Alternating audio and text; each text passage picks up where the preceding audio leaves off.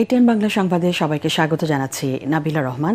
শুরুতেই BRB cables সংবাদ শিরোনাম। ৩৫ বছর পর সরাসরি ভোটে রাষ্ট্রপতি নির্বাচিত হলেন মির্জা ফখরুল। কাল সন্ধ্যায় বঙ্গভবনে শপথ, প্রধানমন্ত্রী ও বিরোধী দলীয় নেতার অভিনন্দন। ৭০ অনুচ্ছেদের কারণে ইচ্ছামতো ভোট দিতে পারেনি সংসদ সদস্যরা, অভিযোগ অলি আহমদের। অনুচ্ছেদটি গণতন্ত্রের জন্য বাধা বলছে জামাত। ভবিষ্যতে পরিবর্তন হতে পারে স্বরাষ্ট্রমন্ত্রী। ব্রিক্স সম্মেলনে যোগ দেবেন তারেক রহমান, আশাবাদী ভারত। কলকাতায় হোটেলে অগ্নিকাণ্ডে বাংলাদেশি নিহতের ঘটনায় দীনেশ ত্রিবেদীর দুঃখ প্রকাশ, তদন্ত শুরু। বিএনপির ভারপ্রাপ্ত মহাসচিব হলেন দুঃসময়ে হাল ধরার রুহুল কবির রিজভী। দলীয় কার্যক্রমকে আরও বেগবান করার প্রত্যাশা।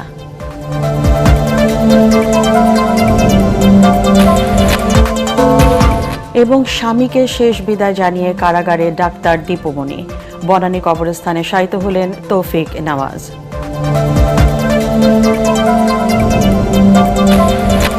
শুনছিলেন বিআরবি কেবলস সংবাদ শিরোনাম, এবার বিস্তারিত। দেশের ২৩তম রাষ্ট্রপতি হিসেবে নির্বাচিত হয়েছেন মির্জা ফখরুল ইসলাম আলমগীর। নির্বাচনে তিনি ২৫৫ ভোট পেয়েছেন। তার প্রতিদ্বন্দ্বী প্রার্থী কর্নেল অলি আহমদ পেয়েছেন ৮৮ ভোট। জাতীয় সংসদে ঐতিহাসিক নির্বাচন শেষে ফলাফল ঘোষণা করেন প্রধান নির্বাচন কমিশনার এএমএম নাসির উদ্দিন। নতুন রাষ্ট্রপতিকে অভিনন্দন জানিয়েছেন অস্থায়ী রাষ্ট্রপতি হাফিজ উদ্দিন আহমদ, প্রধানমন্ত্রী তারেক রহমান ও বিরোধী দলীয় নেতা ডাক্তার শফিকুর রহমান সহ সংসদ সদস্যরা। বিস্তারিত জানাচ্ছেন একরামুল হক সায়েম। ডক্টর অলি আহমদ বীর বিক্রম পেয়েছেন ৮৮টি ভোট, 88 ভোটস, এবং জনাব মির্জা ফখরুল ইসলাম আলমগীর পেয়েছেন ২৫৫ ভোট, 255।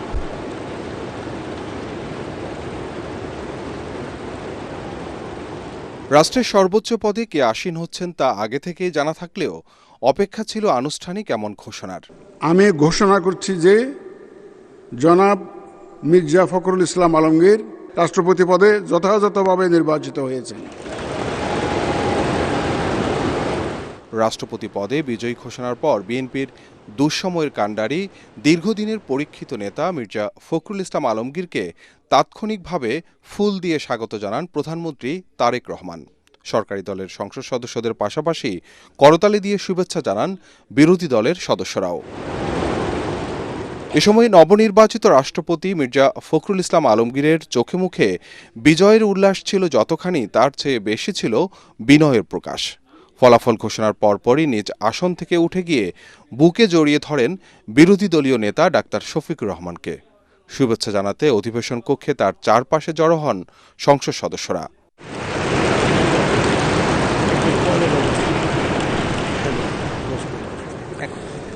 রাষ্ট্রপতি নির্বাচন আইন ১৯৯১। এর আগে দুপুর ২টায় রাষ্ট্রপতি পদে ভোট গ্রহণের জন্য সংসদ সদস্যদের বিশেষ বৈঠক বসে সংসদের অধিবেশন কক্ষে।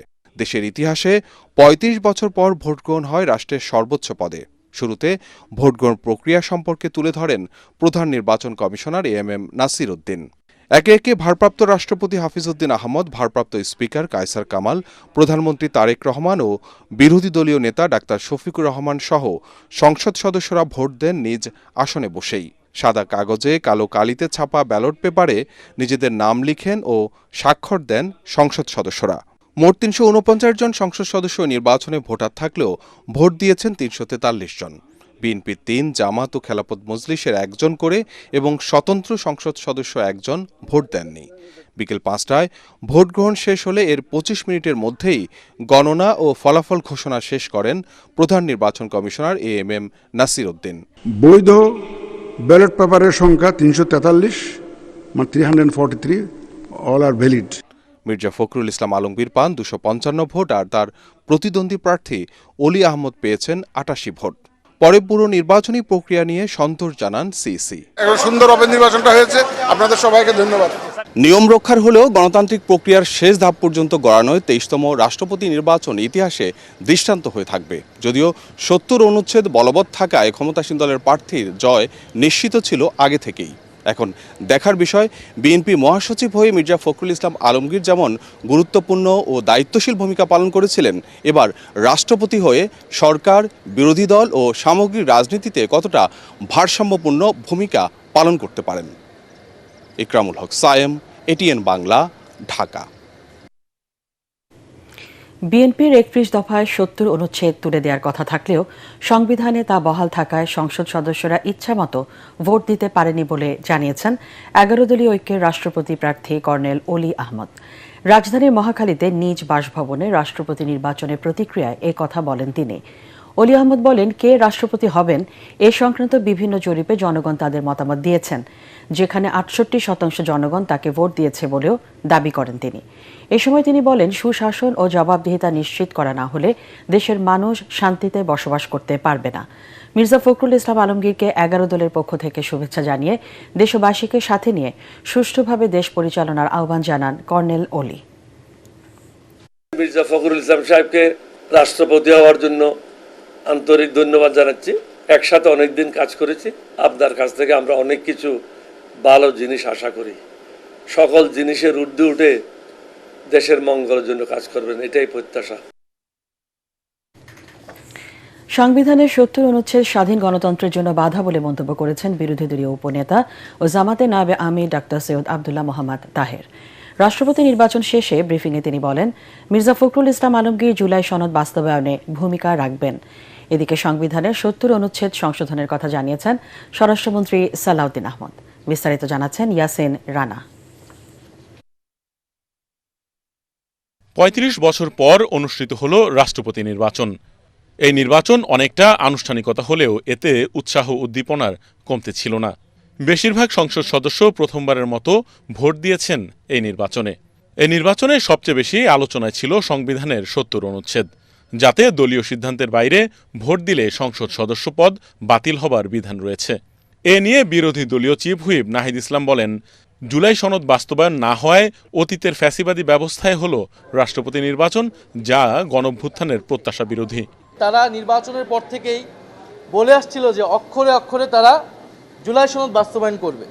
তাহলে তারা বলতেছে মুখে এই কথা, কিন্তু তারা দেখেন প্রত্যেকটা কাজ করতেছে আগের ধারাবাহিকতা। ফলে রাষ্ট্রপতি নির্বাচিত হচ্ছে আমাদের যে ফ্যাসিবাদী স্বৈরতান্ত্রিক যেই ব্যবস্থা, যে সাংবিধানিক ব্যবস্থা ছিল, সেটার ধারাবাহিকতা হিসেবে কিন্তু বর্তমান রাষ্ট্রপতি নির্বাচিত হচ্ছে, নতুন কিছু না। কিন্তু এছাড়াও এ নিয়ে কথা বলেন জামায়াতের এমপি রফিকুল ইসলাম খান। ৭০ অনুচ্ছেদের বাধ্যবাধকতার কারণেই অনেকেই আছে যারা স্বাধীনভাবে তাদের মত প্রকাশ করতে পারবেন। বিরোধী দলীয় হুইপের বক্তব্যের বিষয়ে চিফ হুইপ নুর ইসলাম মনি বলেন, সংবিধান জেনে বিরোধিতা করতে হবে। আমরা বিশ্বাস করি সরকার এবং বিরোধী দল সম্মিলিতভাবে ইনশাআল্লাহ আগামী নির্বাচন যাতে ফ্রি ফেয়ার ভালো ক্রেডিবল ইলেকশন এবং ৭০ অনুচ্ছেদ না থাকে, তার কার্যক্রম কিন্তু আমরা এই সরকার এবং বিরোধী দল সবাই মিলে ইনশাআল্লাহ করবো। যদি ৭০ অনুচ্ছেদ না থাকে আগামী নির্বাচনে ৭০ অনুচ্ছেদ ছাড়াই ইনশাআল্লাহ নির্বাচন হবে। ভবিষ্যতে সংবিধান পরিবর্তন হলে সেভাবে নির্বাচন আয়োজন করা হবে বলে জানান স্বরাষ্ট্রমন্ত্রী সালাউদ্দিন আহমদ। জুলাই জাতীয় সনদে যেভাবে এগ্রিড হয়েছে ওইভাবে যদি ৭০ অনুচ্ছেদ সংশোধিত হয়ে যায় এবং তার পরবর্তীতে যখন রাষ্ট্রপতি নির্বাচন হবে তখন সেই ৭০ অনুচ্ছেদ অনুসারে হবে। নিশ্চিত পরাজয় জেনেও গণতন্ত্রের স্বার্থে রাষ্ট্রপতি প্রার্থী দেওয়া হয়েছে বলে জানান বিরোধী দলীয় উপনেতা ডাক্তার সৈয়দ আবদুল্লাহ মোহাম্মদ তাহের। বলেন, ৭০ অনুচ্ছেদ গণতন্ত্রের জন্য বাধা। আজকের নবনির্বাচিত প্রেসিডেন্টকেও আমরা অভিনন্দন জানাচ্ছি, কিন্তু এখন পর্যন্ত যেহেতু জুলাই সনদটি পার্লামেন্টে পাশ হয়নি, সে কারণেই আমরা এই ৭০ অনুচ্ছেদ অ্যামেন্ডমেন্ট হয়নি এবং সে কারণেই যারা ভিন্নমত পোষণ করে তাদেরকে ভোট দেওয়ার সেই সুযোগটা আমরা দিতে পারিনি, এই জন্য আমরা দুঃখিত।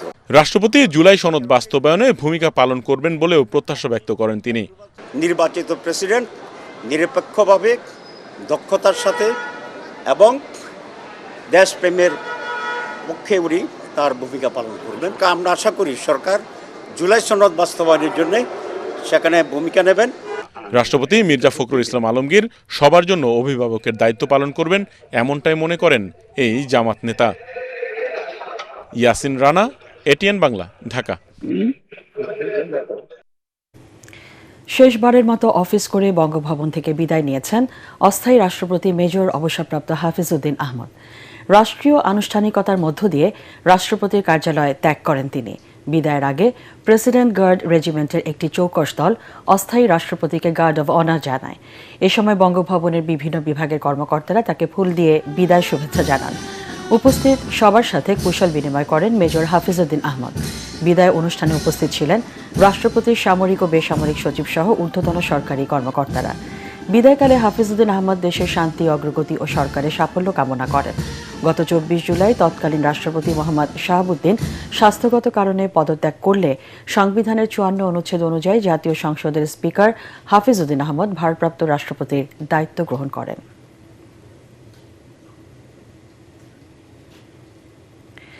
রাষ্ট্রপতি নির্বাচন শেষে শহীদ রাষ্ট্রপতি জিয়াউর রহমান ও সাবেক প্রধানমন্ত্রী বেগম খালেদা জিয়ার কবর জিয়ারত করেছেন প্রধানমন্ত্রী তারেক রহমান।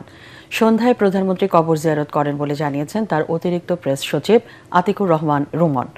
এ সময় বাবা মায়ের বিদেহী আত্মার মাগফিরাত কামনা করে ফাতিহা পাঠ ও মুনাজাত করেন তারেক রহমান। কবর জিয়ারতের আগে কিছুক্ষণ নীরবে দাঁড়িয়ে থাকেন তিনি। পরে গুলশানে চেয়ারম্যান কার্যালয়ে মাগরিবের নামাজ আদায় শেষে দলের সাংগঠনিক সভায় যোগ দেন প্রধানমন্ত্রী। রাজশাহী, পাবনা ও চাঁপাইনবাবগঞ্জ জেলার নেতাদের সাথে বৈঠক করেন বিএনপি চেয়ারম্যান তারেক রহমান।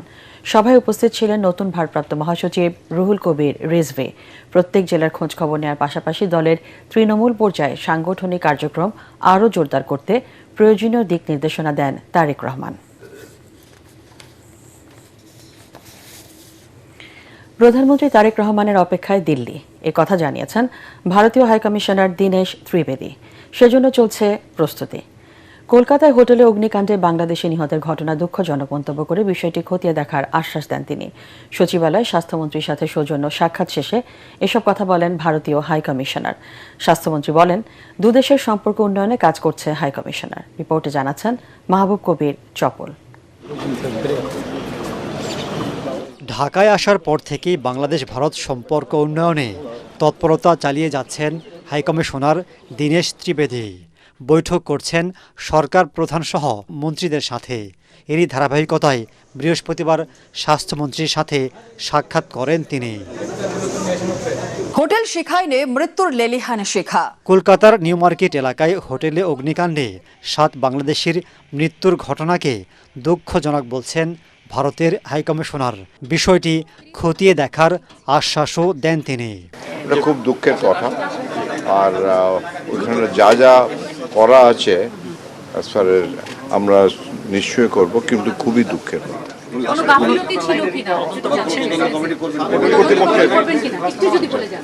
পরে স্বাস্থ্যমন্ত্রী জানান, বৈঠকে দুদেশের স্বার্থ সংশ্লিষ্ট নানা বিষয়ে আলোচনা হয়েছে। জানান, আগামী ১২ ও ১৩ সেপ্টেম্বর দিল্লিতে হতে যাওয়া ১৮তম ব্রিক্স সম্মেলনে প্রধানমন্ত্রী তারেক রহমানের যোগ দেওয়ার বিষয়ে আশাবাদী ভারত। বাংলাদেশে এসে তার ভালো লাগতেছে, এটাই তার দেশ, এই কথাগুলি বলেছে। It is completely courtesy call, nothing beyond. প্রধানমন্ত্রী ভারত সফর প্রসঙ্গে সেই বিষয়টা আজকে এখানে এটা পররাষ্ট্র না, আমার এখানে এইসব বিষয়ে কোনো আলোচনা করেনি। ওনারা আমাদের প্রাইম মিনিস্টারকে দাওয়াত দিয়েছেন, এটাই শুধু বলেছেন। আপনাকে ওইটা জানিয়েছেন? ওইটাই বলেছেন যে আমরা ওনাকে দাওয়াত দিই, আর এক্সপেক্টিং হিজ অ্যারাইভাল হিয়ার, এটুকুই বলেছেন। এ বিষয়ে পররাষ্ট্র মন্ত্রণালয় কাজ করছে বলে জানান স্বাস্থ্যমন্ত্রী। Mahbub Kabir Chapal, ATN Bangla, Dhaka. Kolkata new market এলাকায় হোটেল শিখাইনে ভয়াবহ অগ্নিকাণ্ডের ঘটনার তদন্ত শুরু করেছে দেশটির ফায়ার সার্ভিস। হোটেল ভবনটি সিলগালা করে তদন্ত কার্যক্রম শুরু করেন সংশ্লিষ্টরা। এদিকে এ ঘটনায় নিহত ৯ জনের মধ্যে ৭ বাংলাদেশির পরিচয় শনাক্ত করেছে পররাষ্ট্র মন্ত্রণালয়। নতুন শনাক্ত করা হয়েছে সাতক্ষীরার কালীগঞ্জের রেবতী সরকার ও SM আলিমুজ্জামানের মরদেহ। এ ঘটনায় শোকের ছায়া নেমে এসেছে নিহতদের পরিবারে। রিপোর্ট করছেন ঐশী গোস্বামী প্রমা। রাত তখন আনুমানিক ২টা। হঠাৎ আগুনের লেলিহান শিখায় মুহূর্তেই আতঙ্ক ছড়িয়ে পড়ে কলকাতার নিউ মার্কেট এলাকার মির্জা গালিবস স্ট্রিটে। ৫ তলা হোটেল ভবনে অবস্থানরতরা গভীর ঘুমে। আগুনের সঙ্গে দ্রুত ধোঁয়ায় আচ্ছন্ন হয়ে পড়ে পুরো হোটেল। প্রাণ বাঁচাতে ছোটাছুটি করেও অনেকেই আর বের হতে পারেননি ভবন থেকে।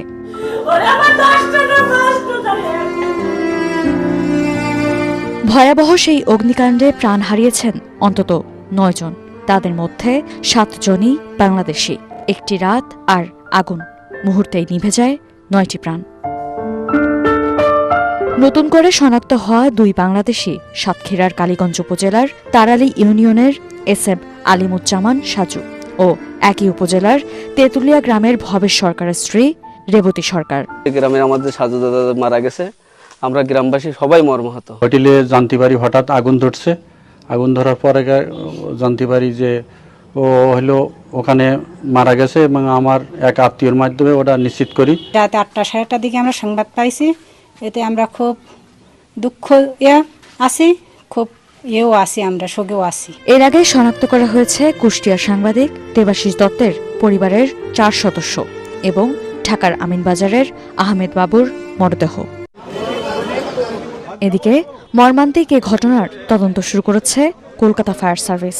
সংবাদ মাধ্যম টাইমস অফ ইন্ডিয়ার তথ্য অনুযায়ী নিহতদের মধ্যে রয়েছে মাত্র 4 বছরের একটি শিশু, আর এ পর্যন্ত জীবিত উদ্ধার করা হয়েছে অন্তত 60 জনকে। ঐশী গোস্বামী প্রমা, এটিএন বাংলা। বিএনপির ভারপ্রাপ্ত মহাসচিবের দায়িত্ব পেলেন দলের স্থায়ী কমিটির সদস্য রুহুল কবির রিজভী। দলের সহ দপ্তর সম্পাদক স্বাক্ষরিত প্রেস বিজ্ঞপ্তিতে জানানো হয়েছে, বিএনপির গঠনতন্ত্র অনুযায়ী রিজভী আহমেদকে ভারপ্রাপ্ত মহাসচিব মনোনীত করা হয়েছে। এর আগে দলের সাবেক মহাসচিব মির্জা ফখরুল ইসলাম আলমগীর রাষ্ট্রপতি পদে মনোনয়ন পাওয়ায় মহাসচিব পদ থেকে অব্যাহতি নেন তিনি। এরপর থেকেই দলের গুরুত্বপূর্ণ এ পদে কে আসছেন তা নিয়ে ছিল নানা জল্পনা কল্পনা। অবশেষে দুঃসময় দলের হাল ধরা রিজভী পেলেন ভারপ্রাপ্ত মহাসচিবের দায়িত্ব। অশ্রুসিক্ত চোখে স্বামী তৌফিক নেওয়াজকে শেষ বিদায় জানালেন সাবেক শিক্ষামন্ত্রী ও কার্যক্রম নিষিদ্ধ আওয়ামী লীগের যুগ্ম সাধারণ সম্পাদক ডাক্তার দীপুমণি। সকালে মুন্সিগঞ্জ কারাগার থেকে প্যারোলে মুক্তি পেয়ে স্বামীকে শেষবারের মতো দেখতে রাজধানীর কলাবাগানের বাসায় আসেন সাবেক এই মন্ত্রী। বাদ জোহর গুলশান আজাদ মসজিদে জানাজা শেষে বনানী কবরস্থানে দাফন করা হয় তৌফিক নেওয়াজকে। বাসা থেকে দাফন পুরোটা সময় স্বামীর মরদেহের সাথেই ছিলেন দীপুমণি। তৌহিদুর রহমান তুহির প্রতিবেদন। সহধর্মিনীর প্রতি স্বামীর এমন ভালোবাসা বিরল। শয্যাশায়ী হয়েও হুইল চেয়ারে করে স্ত্রী সাবেক শিক্ষামন্ত্রী ও কার্যক্রম নিষিদ্ধ আওয়ামী লীগের যুগ্ম সাধারণ সম্পাদক ডক্টর দীপুমণিকে দেখতে ট্রাইব্যুনালে গেছেন সুপ্রিম কোর্টের জ্যেষ্ঠ আইনজীবী তৌফিক নেওয়াজ। জীবনের দীর্ঘ সময় কেটেছে যে মানুষটির সঙ্গে, সেই জীবনসঙ্গীকে শেষ বিদায় জানাতে 12 ঘণ্টার প্যারোলে মুক্তি পেয়ে মুন্সিগঞ্জ কারাগার থেকে ঢাকায় দীপুমণি। সকাল 6:15 মুন্সিগঞ্জ কারাগার থেকে পুলিশ ভ্যানে ঢাকার উদ্দেশ্যে রওনা দিয়ে 8:30টায় রাজধানীর কলাবাগানের বাসায় পৌঁছান দীপুমণি। অশ্রুসিক্ত চোখে ফ্রিজিং ভ্যানের ভিতরে চিরনিদ্রায় শায়িত স্বামীর পাশে কিছু সময় কাটান দীপুমণি। নিজ বাসায় প্রায় 4 ঘণ্টা ছিলেন স্বজনদের সঙ্গে। প্রশাসনের পক্ষ থেকে নেওয়া হয় বাড়তি নিরাপত্তা ব্যবস্থা। বেলা 12টার পর তৌফিক নেওয়াজের মরদেহ নেওয়া হয় গুলশান আজাদ মসজিদে। মসজিদের জানাজা পড়াকালে পুরোটা সময় পিজন ভ্যানেই অবস্থান করেন সাবেক এই মন্ত্রী। জানাজায় অংশ নিতে সেখানে উপস্থিত ছিলেন নানা শ্রেণী পেশার মানুষ। জানাজা শেষে পিজন ভ্যান থেকে নেমে শেষবারের মতো স্বামীকে দেখেন ডাক্তার দীপুমণি। দুপুর 2টার পর পিজন ভ্যানে করে তাকে নিয়ে যাওয়া হয় বনানী কবরস্থানে। সেখানেই দাফন করা হয় তৌফিক নেওয়াজকে। শেষ বিদায়ে একমাত্র মেয়েকে সাথে নিয়ে কবরে মাটি দেন দীপুমণি। সব আনুষ্ঠানিকতা শেষে বেলা 3টার পর পিজন ভ্যানে কারাগারের উদ্দেশ্যে রওনা দেন ডাক্তার দীপুমণি। তৌহিদুর রহমান তুহি, এটিএন বাংলা, ঢাকা। দেশব্যাপী শুরু হয়েছে কলেরা টিকা ক্যাম্পেইন 2026। 1 বছরে বেশি বয়সী সব নাগরিককে 2 ডোজের এই টিকা খাওয়ানো হবে। ঢাকা উত্তর এবং দক্ষিণ সিটি কর্পোরেশনে একযোগে এই কার্যক্রমের উদ্বোধন করেন স্বাস্থ্যমন্ত্রী এবং প্রতিমন্ত্রী। এ সময় স্বাস্থ্যমন্ত্রী সর্দার মোহাম্মদ শাফাত হোসেন বলেন, টিকা কার্যক্রম জোরদার করায় কলেরা এখন অনেকটাই নিয়ন্ত্রণে। জামিল হাসান শান্তর রিপোর্ট। পানিবাহিত রোগ প্রতিরোধে সারা দেশে আনুষ্ঠানিকভাবে শুরু হয়েছে জাতীয় ওরাল কলেরা টিকাদান ক্যাম্পেইন।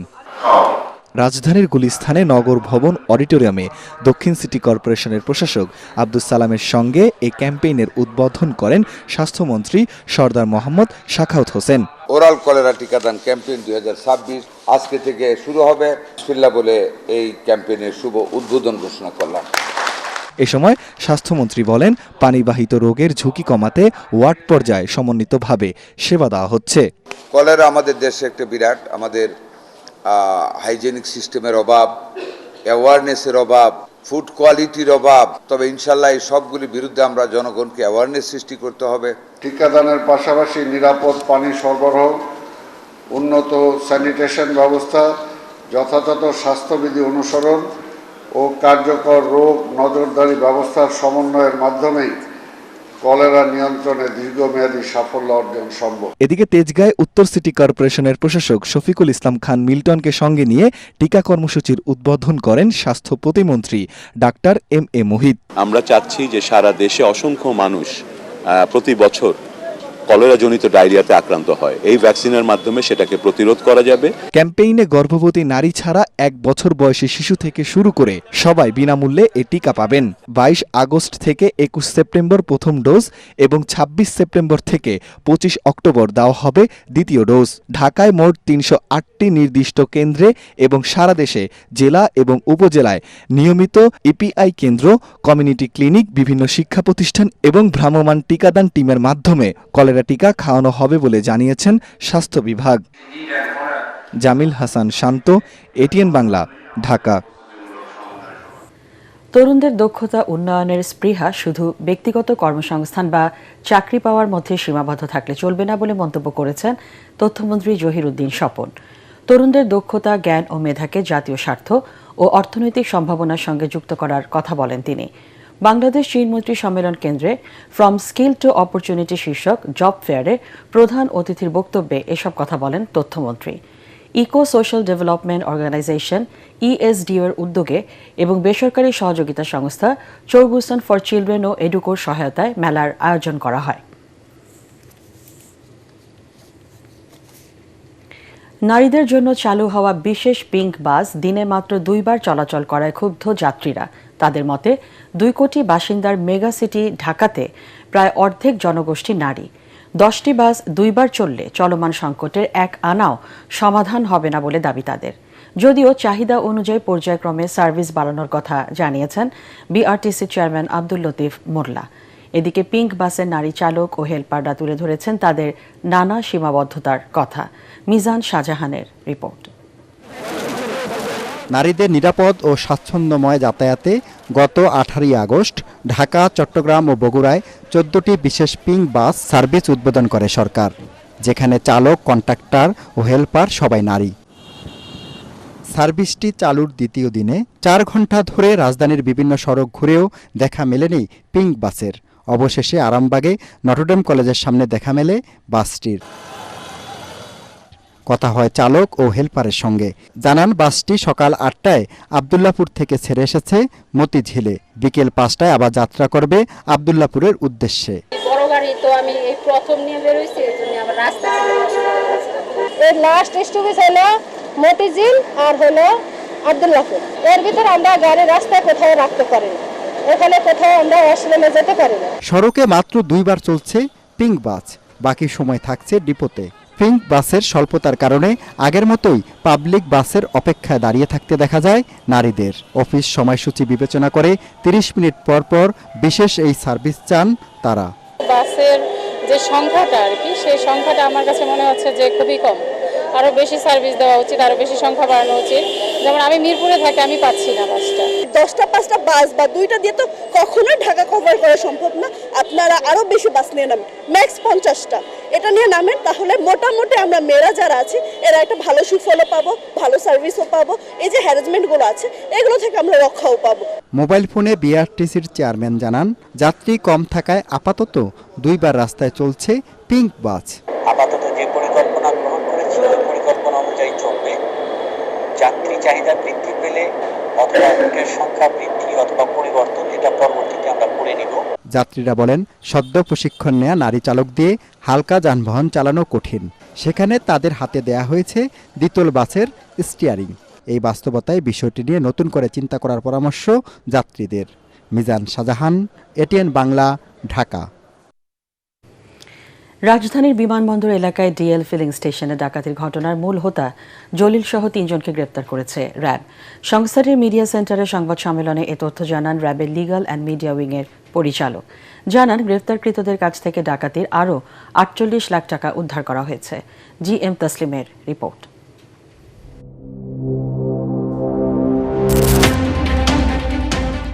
বিমানবন্দর এলাকার ক্রাউন প্লাজার সামনে গত ৯ আগস্ট ঘটে এই দুর্ধর্ষ ডাকাতির ঘটনা। ফিলিং স্টেশনের ১,২১,০০,০০০ টাকা লুট করে ডাকাত দল। র্যাব জানায় ৩টি মোটরসাইকেলে ৬ জন সহ মোট ৯ জন এই ডাকাতিতে অংশ নেয়। গোয়েন্দা তথ্যের ভিত্তিতে মূল পরিকল্পনাকারী হাকিম, তথ্যদাতা কাউসার এবং ডাকাতির ঘটনা বাস্তবায়নকারী জলিলকে গ্রেফতার করে র্যাব। হাকিমের কাছ থেকে উদ্ধার করা হয় বিদেশি পিস্তল, গুলি, হ্যান্ডকাপ এবং ওয়্যারলেস সেট। পরে জলিলের দেয়া তথ্যের ভিত্তিতে উদ্ধার করা হয় লুণ্ঠিত আরও ৪৮ লাখ টাকা। ডাকাতি সফল হওয়ার পর তারা নিজেদের মধ্যে এই টাকাগুলো ভাগ করে নেয়। মেইন যে সর্দার অর্থাৎ জলিল মোল্লা আনুমানিক ৫৩ লক্ষ টাকা তার কাছে রাখে। তার আরেকজন সহযোগী ছিল সাগর বড়াই, সে আনুমানিক ১৪ লক্ষ টাকা ভাগে নেয় এবং ডাকাতির সময় তার হাতেও পিস্তল ছিল। ইতিমধ্যে ডিবি কর্তৃক গ্রেফতারকৃত হয়েছে এবং তার কাছ থেকে আনুমানিক ১২ লক্ষ টাকা সে সময় উদ্ধার করা হয়েছে। জিজ্ঞাসাবাদে জলিল মতিঝিলে সংগঠিত ১৭ লাখ টাকার বৈদেশিক মুদ্রা ডাকাতির সঙ্গেও জড়িত থাকার কথা স্বীকার করে। এর আগে এই ডাকাতির সাথে জড়িত ৫ জনকে গ্রেফতার করে ঢাকা মহানগর গোয়েন্দা পুলিশ। এদিকে র্যাবের মুখপাত্র সাংবাদিকদের জানান, নতুন আইনে এসআরবি কিভাবে কাজ করবে সেটি নির্ধারণ করবে সরকার। ভবিষ্যতে তাদের কার্যাবলী কিভাবে পরিচালনা করবে পুরোটি সরকারের উপরে নির্ভর করছে। নতুন একটি আইন প্রণীত হচ্ছে এবং এই আইন প্রণয়নের মাধ্যমে আমি বলবো যে এই বাহিনীটির জন্য নতুন একটি অধ্যায়ের সূচনা হতে যাচ্ছে। তবে কাঠামোগত পরিবর্তন হলেও এই বাহিনীর প্রতিটি সদস্য জবাবদিহিতার আওতায় থাকবে বলে জানান র্যাবের এই মুখপাত্র। GM Taslim, ATN Bangla, Dhaka. ফেনীর সোনাগাজীর আলোচিত মাদ্রাসা ছাত্রী নুসরাত জাহান রাফি হত্যা মামলায় আসামিদের ডেথ রেফারেন্স বা মৃত্যুদণ্ড অনুমোদন, আপিল ও জেল আপিলের ওপর শুনানি শেষ হয়েছে। রায়ের জন্য আগামী সোমবার দিন ঠিক করেছে বিচারপতি ভীষ্মদেব চক্রবর্তী ও বিচারপতি KM রাশিদুজ্জামান রাজার দ্বৈত বেঞ্চ। অগ্রাধিকার ভিত্তিতে গঠিত বেঞ্চে চাঞ্চল্যকর এ হত্যা মামলার শুনানি শুরু হয় গত ২৮ জুলাই। ২০১৯ সালের ২৭ মার্চ সোনাগাজী ইসলামিয়া ফাজিল মাদ্রাসার তৎকালীন অধ্যক্ষ সিরাজউদ্দৌলা নিজ কক্ষে ডেকে নিয়ে নুসরাতের শ্লীলতাহানি করেন। এ ঘটনায় করা মামলায় গ্রেপ্তার হন সিরাজউদ্দৌলা। মামলা তুলে না নেয় ৬ এপ্রিল মাদ্রাসার ছাদে ডেকে নিয়ে হাত পা বেঁধে নুসরাতের গায়ে কেরোসিন ঢেলে আগুন ধরিয়ে দেওয়া হয়। পরে ঢাকা মেডিকেল কলেজ হাসপাতালের বার্ন ইউনিটে চিকিৎসাধীন অবস্থায় ওই বছরের ১০ এপ্রিল মারা যান নুসরাত। এ হত্যা মামলায় ২০১৯ সালের ২৪ অক্টোবর বরখাস্ত হওয়া অধ্যক্ষ সিরাজউদ্দৌলা সহ ১৬ জনকে মৃত্যুদণ্ড দেয় ফেনীর নারী ও শিশু নির্যাতন দমন ট্রাইব্যুনাল। ডেথ রেফারেন্সের জন্য নুসরাত হত্যা মামলার রায় সহ নথিপত্র ২০১৯ সালের ২৯ অক্টোবর হাইকোর্টে আসে। আমরা মনে করি যে দ্রুততম সময়ের মধ্যে এই ধরনের অপরাধগুলোর বিচারের ক্ষেত্রে আপিল নিষ্পত্তির মাধ্যমে আসলে আমরা এই বার্তাটি দিতে চাই যে দেখেন, কোনো ব্যক্তি যদি কোনো কারণে অপরাধ করে তাহলে তার অপরাধের মাত্রা অনুযায়ী প্রচলিত আইনে তার সাজা হবে। আবার এই বার্তাটাও আমরা দিতে চাই, যদি কোনো কারণে কোনো ব্যক্তি, নিরপরাধ ব্যক্তি কোনো কারণে অন্যায় শিকার হয়ে থাকেন, ন্যায় বিচার থেকে বঞ্চিত হয়ে থাকেন, তারও কিন্তু সুবিচার সুনিশ্চিত করাটা আমাদের দায়িত্ব। রোহিঙ্গা সংকট বাংলাদেশের পরিবেশ অর্থনীতির উপর বড় ধরনের চাপ তৈরি করছে বলে মন্তব্য করেছেন সেনাবাহিনী প্রধান জেনারেল ওয়াকারুজ্জামান। রাজধানীর মিরপুর সেনানিবাসে ন্যাশনাল ডিফেন্স কলেজে ক্যাপস্টোন কোর্সের সমাপনী অনুষ্ঠানে তিনি বলেন, রোহিঙ্গা সংকটের পাশাপাশি মাদক পাচার ও চোরাচালান সহ নানা ধরনের অপরাধ ওই এলাকায় চলছে। সীমান্ত সমস্যা, প্রতিবেশী দেশগুলোর সাথে বিভিন্ন ইস্যু, পার্বত্য চট্টগ্রামের সমস্যা সহ নানামুখী চ্যালেঞ্জও রয়েছে। ৩ সপ্তাহব্যাপী ক্যাপস্টোন কোর্সে এবছর সংসদ সদস্য, জ্যেষ্ঠ সামরিক কর্মকর্তা, শিক্ষাবিদ, চিকিৎসক ও কূটনৈতিক সহ ৩৯ জন ফেলো অংশ নেন। পরে ফেলোদের হাতে সনদপত্র তুলে দেন সেনা প্রধান।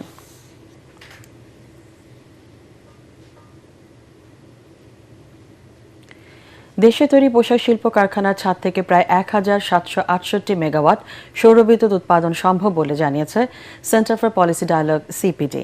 রাজধানীর ব্র্যাক সেন্টারের রুফটপ সোলার নিয়ে এক সেমিনারে গবেষণাধর্মী প্রতিষ্ঠানটি জানায়, বর্তমানে মোট বিদ্যুৎ চাহিদার ৩% আসে সৌরবিদ্যুৎ থেকে, যা কাজে লাগাতে পারলে মোট চাহিদার 14% পূরণ করা সম্ভব। কারখানায় সোলার বিনিয়োগে প্রণোদনা দেওয়ার পরামর্শ বিশেষজ্ঞদের। পূবালী ব্যাংক বাণিজ্য সংবাদ।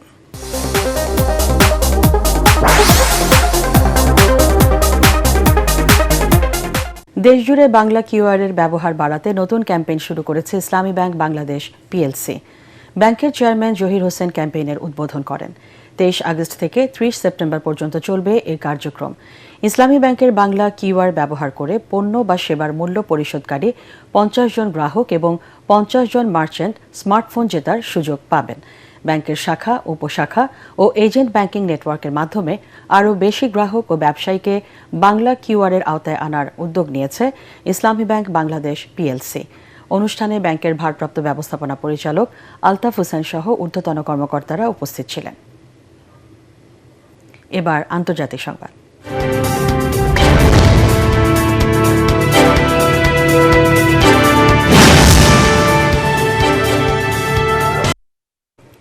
ফিলিস্তিনি বন্দীদের মৃত্যুদণ্ড দেওয়ার জন্য দেশটির মধ্যাঞ্চলে একটি বিশেষ কারাগার ও ফাঁসির কক্ষ তৈরির কাজ শুরু করেছে ইসরায়েল। দেশটির জাতীয় নিরাপত্তা মন্ত্রী ইতামার বেন গাভিরের নির্দেশে এই নির্মাণ কাজ শুরু হয়। মার্চে ইসরায়েলের পার্লামেন্টে পাশ হওয়া নতুন আইনে ইসরায়েলি নাগরিক হত্যার দায়ে সামরিক আদালতে দোষী সাব্যস্ত ফিলিস্তিনিদের চূড়ান্ত রায়ের 90 দিনের মধ্যে মৃত্যুদণ্ড দেওয়ার বিধান রাখা হয়েছে। নতুন ফাঁসির মঞ্চে কাচের তৈরি বিশেষ জায়গা থাকবে, যেখান থেকে নিহত ইসরায়েলিদের স্বজনরা ফাঁসি কার্যকর দেখার সুযোগ পাবেন। ইসরায়েলের এমন উদ্যোগের তীব্র প্রতিবাদ জানিয়েছে আরব লীগ ও বিভিন্ন মানবাধিকার সংগঠন। তাদের দাবি, এ ধরনের মৃত্যুদণ্ড আন্তর্জাতিক আইনের লঙ্ঘন, যুদ্ধাপরাধের শামিল হতে পারে। এবার খেলার খবর।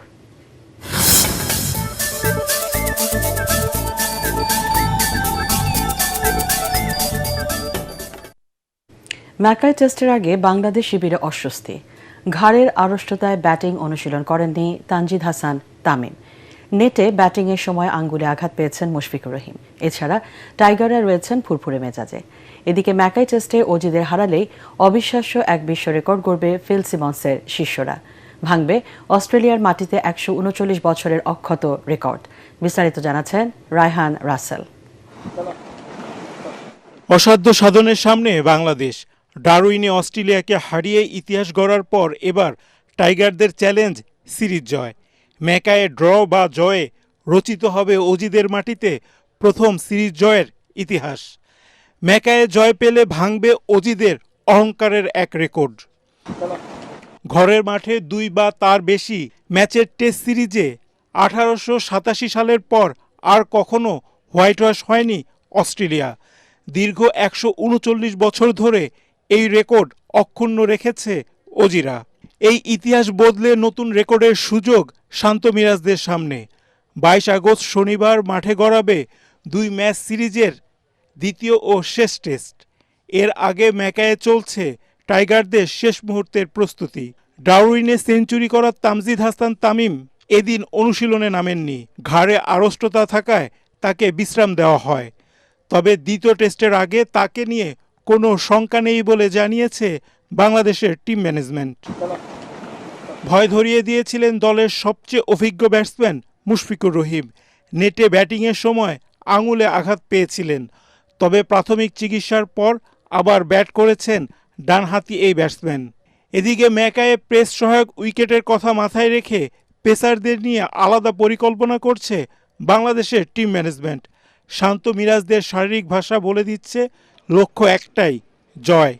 1887 সালের পর অস্ট্রেলিয়াকে তাদের মাটিতে হোয়াইট ওয়াশের স্বপ্ন দেখছে টাইগাররা। 22 আগস্ট ম্যাকায়ের শুরু সেই ইতিহাস বদলের লড়াই। রায়হান রাসেল, এটিএন বাংলা। সাংগঠনিক কার্যক্রমকে আরও গতিশীল এবং নিয়মিত খেলাধুলা আয়োজনে প্রতিবন্ধী ক্রীড়া সংগঠকদের তাগিদ দিয়েছে বাংলাদেশ প্রতিবন্ধী ক্রীড়া ফেডারেশন (BPKF). সংগঠনের ধারাবাহিক কার্যক্রমের অংশ হিসেবে রাজধানীর শহীদ ফারহান ফাইয়াজ স্টেডিয়ামে কনফারেন্স রুমে সাধারণ সভা অনুষ্ঠিত হয়। এতে সংগঠনের আগামী 1 বছরের কার্যক্রম ও বিস্তারিত পরিকল্পনা নিয়ে আলোচনা হয়। অনুষ্ঠানে সভাপতিত্ব করেন BPKF এর সভাপতি জহুরুল ইসলাম। উপস্থিত ছিলেন সাধারণ সম্পাদক মোহাম্মদ তাইজউদ্দিন, কোষাধ্যক্ষ মোহাম্মদ মহসিন সহ ফেডারেশনের সদস্যরা। প্রতিবন্ধী ব্যক্তিদের খেলাধুলা নিয়ে কাজ করছে BPKF। ইসলাম ধর্ম গ্রহণের বিষয়টিকে স্রেফ গুজব বলে উড়িয়ে দিলেন ব্রাজিলের বিশ্বকাপ জয়ী তারকা রবার্টো কার্লোস। মরক্কোর মুসলিম নারী সোহাইলা এল তাহিরিকে বিয়ের পর তার ইসলাম ধর্ম গ্রহণের খবর ছড়িয়ে পড়ে। তুরস্কের গণমাধ্যমের দাবি, ধর্মীয় ব্যক্তিত্ব শেখ জিহাদ হামাদার কাছে ইসলাম ধর্ম গ্রহণ করেছেন তিনি। তুরস্কের সংসদ সদস্য আলী শাহিনও সামাজিক যোগাযোগ মাধ্যমে এমন দাবি করেন। তবে সৌদি গণমাধ্যম ও কাজকে দেয়া সাক্ষাৎকারে এমন খবর সরাসরি নাকচ করেছেন এই কিংবদন্তি। কার্লোস জানান, ইসলামের প্রতি তার গভীর শ্রদ্ধা রয়েছে। স্ত্রীকে নামাজ পড়তে দেখলে ভালো লাগে তার, তবে ইসলাম ধর্ম গ্রহণের খবরটি সত্য নয়। শেষ করার আগে বিআরবি কেবলস সংবাদ শিরোনাম জানিয়ে দিচ্ছি আরেকবার। ৩৫ বছর পর সরাসরি ভোটে রাষ্ট্রপতি নির্বাচিত হলেন মির্জা ফখরুল। কাল সন্ধ্যায় বঙ্গভবনে শপথ, প্রধানমন্ত্রী ও বিরোধী দলীয় নেতার অভিনন্দন। ৭০ অনুচ্ছেদের কারণে ইচ্ছামতো ভোট দিতে পারেনি সংসদ সদস্যরা, অভিযোগ অলি আহমদের। অনুচ্ছেদটি গণতন্ত্রের জন্য বাধা বলছে জামাত। ভবিষ্যতে পরিবর্তন হতে পারে স্বরাষ্ট্রমন্ত্রী। ব্রিক্স সম্মেলনে যোগ দেবেন তারেক রহমান, আশাবাদী ভারত। কলকাতায় হোটেলে অগ্নিকাণ্ডে বাংলাদেশি নিহতের ঘটনায় দীনেশ ত্রিবেদীর দুঃখ প্রকাশ, তদন্ত শুরু। বিএনপির ভারপ্রাপ্ত মহাসচিব হলেন দুঃসময় হাল ধরার রুহুল কবির রিজভী। দলীয় কার্যক্রমকে আরও বেগবান করার প্রত্যাশা।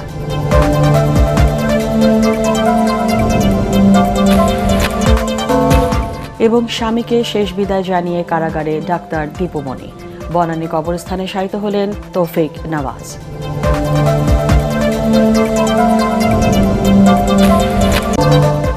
পরবর্তী সংবাদ দেখার আমন্ত্রণ জানিয়ে এখনকার মতো শেষ করছি। এটিএন বাংলা সংবাদ ইউটিউবে দেখতে ব্রাউজ করুন youtube/ATN Bangla News।